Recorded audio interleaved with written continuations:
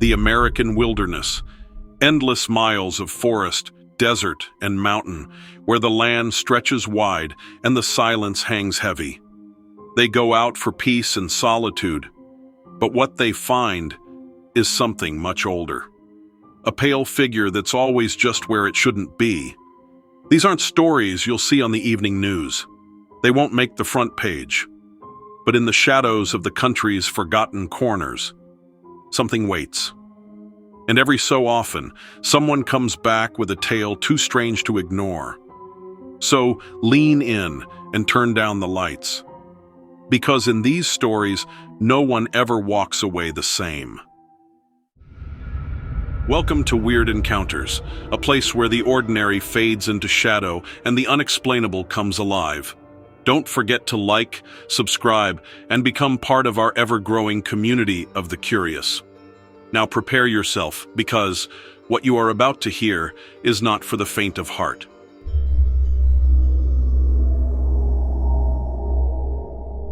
Something happened out there, on that stretch of road between Bitter Springs and Jacob Lake, and I can't explain it. I don't expect you to believe it. I probably wouldn't either if I hadn't been there. I was driving alone, headed north on 89A.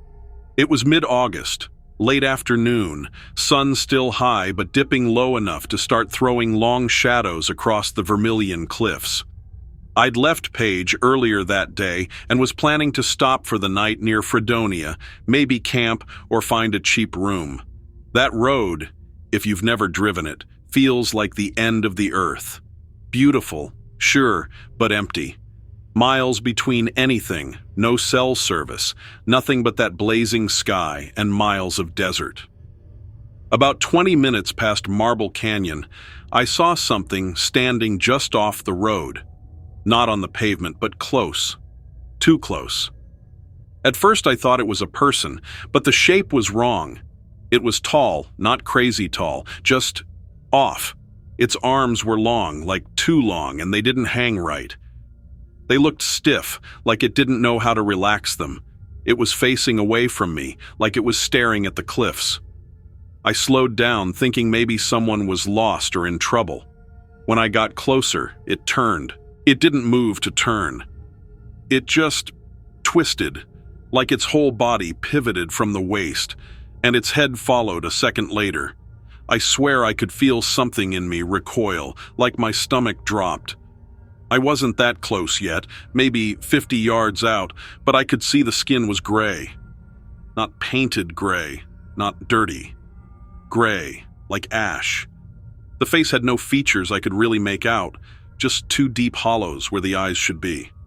No mouth, no nose, just that smooth, sunken-in face. I hit the gas. As I passed it, I didn't look back. I just remember the weirdest thing. It didn't flinch, didn't step back. No wind moved its clothes. I don't even know if it had clothes. It looked like it was made of stone or dust, or something that used to be alive but had dried out.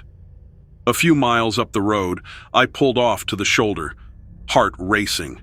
I got out, looked back down the road. Nothing. It was gone. Here's where it gets worse. About 10 minutes later, I came to Navajo Bridge. I stopped to walk across it, like I always do, to stretch my legs and take in the view of the Colorado River. I was halfway across when I saw it again. It was standing on the rocks below the bridge. Now, you have to understand, this thing would have had to move fast, like inhumanly fast to beat me there. I didn't even stop after I passed it the first time. It was just standing there, arms still straight down, same twisted posture, just watching the water. I turned around and walked back to my car. I didn't run. I don't know why, but something in me said not to run. I got in and drove off. Now here's the part that's haunted me since. I was maybe 5 miles past Jacob Lake when the radio started making this weird sound. Not static, not a voice. Just this dry, hissing sound, like something breathing through a throat full of sand. I turned it off. That didn't stop the sound. It was still coming from the dash. like it was in the wires. Then I saw it again, standing in the trees. I was going 60 miles per hour, and it was right beside the road, tucked between two pines like it had been waiting. Same shape, same color. No face, just those deep hollows where the eyes should have been. I didn't even swerve, just kept driving. I didn't stop until I hit Kanab. That night, I couldn't sleep. I stayed in a cheap motel off Highway 89. At around 2 a.m., I woke up to the same hissing noise. Except this time, it wasn't in the car. It was in the room. I sat there in the dark, listening, holding the phone in my hand, even though I knew I couldn't call anyone. I didn't look toward the window. The sound stopped after maybe 10 minutes. I didn't move until sunrise. Since then, I've heard others talk about something called the Glimmer Man or the Pale Watcher. Truckers. People who work out of Flagstaff. One guy in a diner said his brother saw something like that near Lee's Ferry, said it followed him for 2 days and left handprints on his trailer. Another guy from Tuba City said his cousin calls it the Ash Walker, a kind of spirit that moves without moving. He said it doesn't kill you. It just gets in your head. Said it shows up when you're on the edge of somewhere important, between desert and forest, life and death, sanity and something else. I don't know if I believe in any of that. All I know is I don't drive 89A anymore, and I don't sleep well when I'm near windows. You can share this if you want, but please don't use my name. I just wanted to get it out of my head. It's not always the shadows that scare us. Sometimes it's what stands still in broad daylight, waiting, watching, like it never left. And when something follows you from the red desert into your dreams, I guess you never really leave the road behind.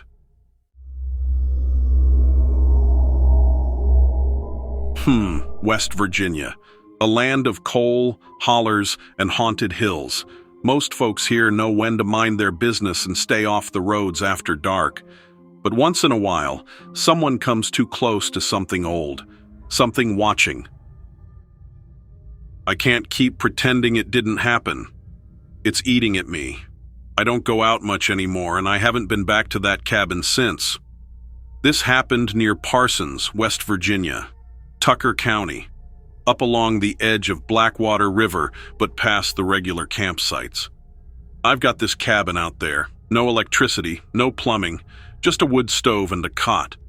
My dad built it in the 70s and left it to me when he passed. We used to go up there hunting. But lately, I just use it to get away from work, from people. I drove out early Friday, first week of November last year.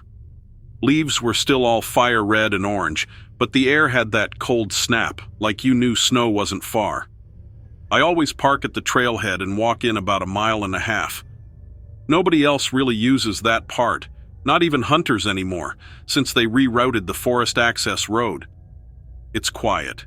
Too quiet, I'd say now. I hiked in with my pack, nothing fancy. Just some canned stuff, whiskey, flashlight, batteries, and a big knife on my belt. I don't know why I left the rifle in the truck. It seemed like a dumb decision the second night. Anyway, first night was fine, normal. I made a fire, read a bit, went to bed early. The wind picked up just before midnight, kept me awake longer than I wanted. Sounded like something brushing the roof. Branches, I figured, until I heard it again. That dragging noise, like claws or nails scraping across the tin roof real slow. I waited, didn't move, told myself it was an animal, but the sound came again. Not across the roof this time. It was above it, like something walking around in the trees, something heavy, slow. And then I swear to God I heard a click, just one, like a camera shutter or a lock snapping into place, then nothing. I stayed up till dawn with my knife out, half sitting, half standing, jumping at every sound outside. When the sun finally rose, I stepped out and looked around. There were no tracks, not in the frost, not on the roof, not in the brush. I wanted to leave, but something told me to wait. I don't know why. Maybe pride. Or maybe I thought I was just being paranoid. Second night, that's when it got bad. It was colder than the first, real damp. The kind of chill that gets in your bones. Around 9:30, I heard whistling. Faint. Off in the woods to the east, no pattern to it, not like a song or anything, just 4 slow notes, over and over, too slow for a bird. I stepped out on the porch with my flashlight and shined it toward the trees.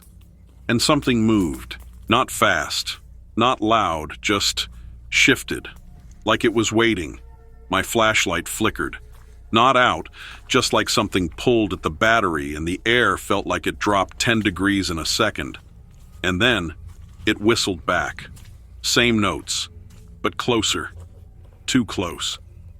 I backed into the cabin, latched the door, killed the lantern, and waited. An hour went by. Then I heard breathing outside the cabin wall. Not human breathing. Not heavy. Not labored. Wet breathing. The kind that sounds like something's drooling or sucking air through a broken mouth. I stood with my back to the wall, holding the knife, and felt the faintest tapping on the other side of the wood. Like fingers. 5 of them. Lightly drumming. I stayed like that until morning, didn't sleep, didn't move. And at first light, I bolted. I didn't even lock the cabin up. I just ran. About halfway back to the trailhead, I passed this clearing that wasn't there before. Just trees snapped at the base, 4 of them, like something had twisted them, not chopped, no saw marks, no burn, just this dead space in the middle of the forest. And in the middle of it, I swear I saw a pile of stones in a circle, nothing else. I didn't stop. I didn't look back. When I finally got back to my truck, there were handprints on the driver's side window, long fingers, too long, and no thumb, just 4 fingers, spaced like spider legs. I wiped them off, drove, didn't say anything to anyone for a long time. I've told this to a guy I met in Davis, older guy at a diner, said his uncle used to talk about the Whistler, some kind of thing that roams the Monongahela woods, not a ghost, not an animal, something older. Something that copies sounds. He said when he was a kid, folks would tell you to plug your ears if you heard it. Never whistle back. Said it marks you when you do. I didn't whistle back, but maybe just hearing it was enough. I've since talked to 2 other guys who camped near Canaan Valley, and both of them said they've heard the 4-note whistle too. One guy said he saw something crawling upside down along a ridgeline, arms outstretched, mouth wide open, no eyes. Just black holes. They all left the woods too. Don't hunt there anymore. I don't know what lives out in those trees, but I know it's real. I know it watches.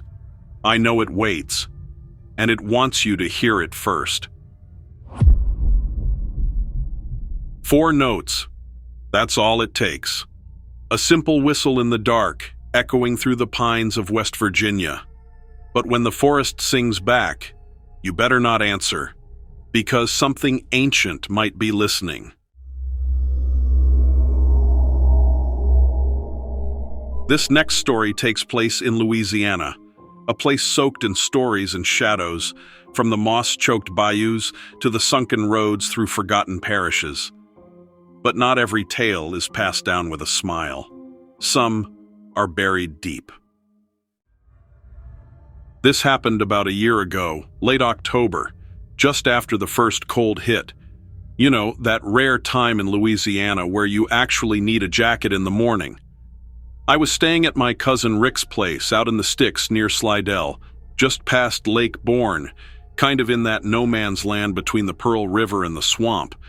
It's the kind of place GPS gets you lost and the locals all still wave from the porch. Rick's always been into old houses, the weirder the better. And this one was weird. A big, leaning plantation-style home from God knows when, half swallowed by vines, roof patchy, chimney cracked, paint peeling off like it was trying to escape. He picked it up for next to nothing at a parish auction and wanted to fix it up, flip it maybe. But I told him straight up it gave me a bad feeling. Too still, too cold. Even in the Louisiana heat, the place felt like a meat locker. I was just there to help pull out debris. We had one of those big rental dumpsters in the front yard and were tossing in busted floorboards, insulation, dead raccoons. The house had this staircase that curled like a spine, all bent, like it didn't want to be climbed anymore. That second floor. I hated it. Smelled different up there. Metallic and old. Not moldy like you'd expect. Rick told me about the girl. Said the town's older folks whispered that a girl had vanished in that house back in the 60s. Her name was Ellie something. Supposedly she was slow, they said, got locked up in the attic by her own father. Story was she disappeared one night, not ran off, just gone. The cops blamed gators, but no one ever found her, and people who tried to buy the house afterward either never moved in or moved out in a hurry. Anyway, on the third night there, Rick had gone into town for beer and I was alone at the house. The light was starting to fade, and I figured I'd just sweep out the front hallway before it got dark. I was halfway through when I heard something upstairs. Not creaking, not settling. Number it was dragging, like someone pulling a sack of wet clothes across the wood. Heavy, slow. I froze, broom in hand. Thought maybe Rick had come back and snuck up there, so I yelled out, "You back already?" Nothing. Then came the humming. Low, soft, like a woman's voice, but no words. Just a slow melody that didn't belong in a place like that. It made me want to cry and run all at once, and I swear it was coming from inside the walls. I backed out of the hallway and onto the porch, waited for Rick to pull up, which he did about 15 minutes later. He saw my face and asked what happened. I told him, and he just laughed. Said maybe the old stories got in my head. But he looked up at the house like he didn't really believe himself. Later that night, I couldn't sleep. I kept hearing tapping, not loud, just steady, like fingernails against a window pane. Our room didn't even have glass in the frames anymore, just boards and old plastic. But I heard it, over and over. Then, around 2 a.m., came the scratching. It was under the bed. I didn't move. I didn't even breathe. I just stared at the ceiling, listening to the light, quick scrapes, like something with too many fingers trying to find a way up. I finally rolled out, ready to bolt, but there was nothing there. Just cold wood and dust. I wanted to leave that night, but stayed out of pride. Shouldn't have. Next day, Rick wanted to go explore a trail behind the property that led into the marsh. We followed it for about half a mile until we found this old shed, practically melted into the ground. I thought it was just junk, but inside it was weird. There were bones, not animal bones either, little ones, too small, and this twisted pile of dolls, arms missing, faces scorched. In the middle was this old tin can with melted wax and what looked like dried blood around the rim. I left, fast. That night was the worst. We'd gone to bed early, both of us on edge. Around midnight, the humming came back. Louder this time, but this time it was outside. We heard something heavy on the porch, boards groaning under its weight. I peeked through a gap in the boards and saw something, just for a second. It was shaped like a woman, but tall, too tall, and thin with long arms that dragged past her knees. The face was wrong, like melted clay. No eyes I could see, just dark holes, and her mouth was open, just hanging there like it was stuck. The humming was coming from her, but her mouth never moved. I whispered Rick's name, and when he looked, he saw her too. We just stared, frozen, until she took a step forward. Then another. The sound stopped. Everything went silent. We grabbed our stuff and bolted through the back door, ran through the woods without lights, scraped up and out of breath, didn't stop until we were 2 miles down the road in Rick's truck. He slept in his cab that night, and I took the back seat with a crowbar in my hand. We left the next morning and haven't been back. Rick sold the house a month later. Didn't even finish clearing it out. He lost money and said he didn't care. I don't know what we saw. Some say spirits stay where they died. Others say they get twisted by the land. The local pastor told Rick later that the area was known for wounded ground, a place where something evil got in and never left. He didn't explain, just said we were lucky to get out. Now I don't go near Slidell after dark. I keep hearing the humming sometimes when I'm tired. My wife says I need help, but I know what I saw and it's still out there.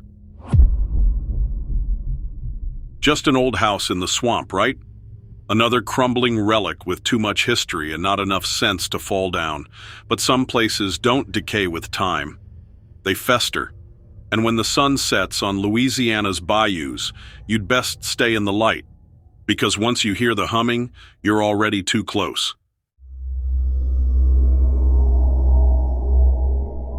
Washington State. Lush forests, forgotten mining towns, and endless stretches of road where the radio cuts out just as the sun slips behind the pines. People don't talk about what they see out there, not if they want to be believed. But now and then, someone speaks up. Someone like this. I know it's been a while, but I wasn't sure who to tell this to. I figured writing it out would help me process it a bit, and if you actually post these kinds of stories, well, I guess I'm not the only one, am I? Anyway, this happened just outside of Chesaw, Washington. You probably haven't heard of it unless you're from up here.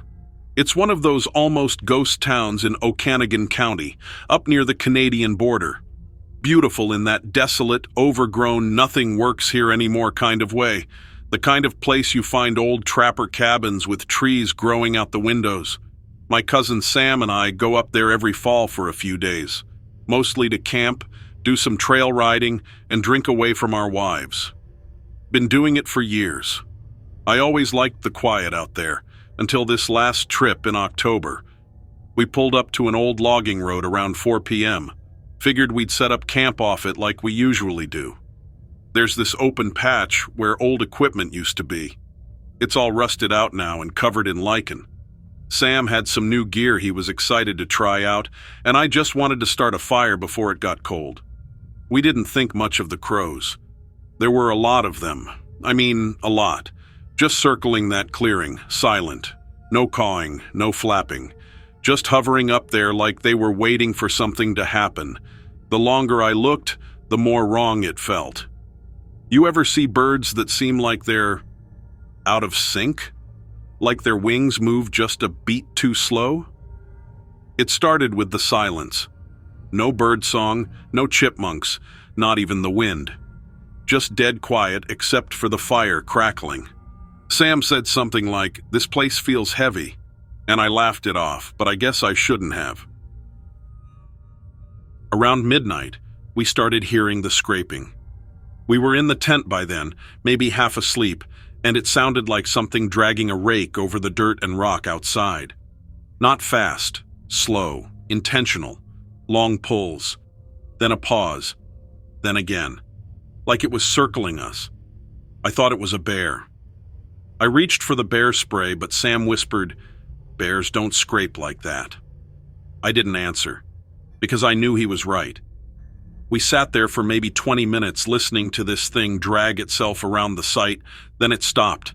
I swear to God, I could hear breathing, the kind of breathing that has weight to it. Deep, deliberate inhales, like someone trying to smell you. Then it exhaled, and it wasn't from close by. It was right outside the tent. I don't know why I did this, but I held my breath, like a kid hiding from the monster in the closet. I didn't move. Neither did Sam. Then I heard footsteps. They weren't heavy, more like something walking on tiptoe. That's the only way I can explain it. Just real careful steps, moving around to my side of the tent. And then I heard a weird sound, like wet paper being pulled apart. That's when I realized it wasn't walking. It was crawling. Sam whispered something, I didn't catch all of it. That's when I felt something was underneath us. I felt it press against the ground under my back, cold, wet, moving. I freaked, kicked out and yelled, and the thing scurried away from the tent. We didn't go out after it, just sat there shaking until morning. Next day, we saw the drag marks, big ones, wide, like someone pulled a deer carcass around the site, except there was no blood, just these weird round gouges in the dirt, like fingers or claws, and there were symbols. I didn't see them at first, but Sam pointed them out, scratched into one of the trees next to camp, a spiral with jagged edges and a line slashed through it. I took a picture on my phone, but it was corrupted when I got back home. The whole folder just disappeared. Not deleted, gone. We packed up early and left. Back in Chesaw, we stopped at this tiny convenience store near the bar. The old man behind the counter took one look at us and said, "Stayed near the burnt trees, didn't you?" I asked what he meant.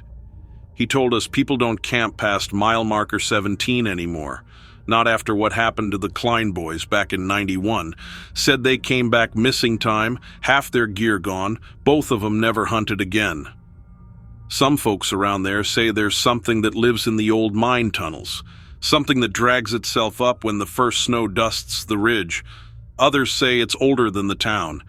Native stories talk about a thing with no joints that crawls and mimics, doesn't breathe unless it's feeding, never shows its face until you look for it, and by then, it's already too late. One guy in the bar said his uncle saw something like what we described back in 2003 and never talked about it again. Just stopped leaving town. He drew the same spiral we saw on his barn door, then boarded it up and left it to rot. People still drive by it and shiver. I haven't been back. Sam says he still hears the dragging sound in his sleep. I don't know what was out there. I'm not sure I want to know. But it wasn't a bear, and it sure as hell wasn't human. If you ever go out that way, Chesaw, Molson, even Oroville, don't camp near the old logging roads, especially if you see crows flying silent. That's the only warning you'll get.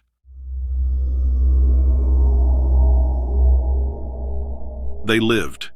They made it out. At least, their bodies did. But survival doesn't always mean escape.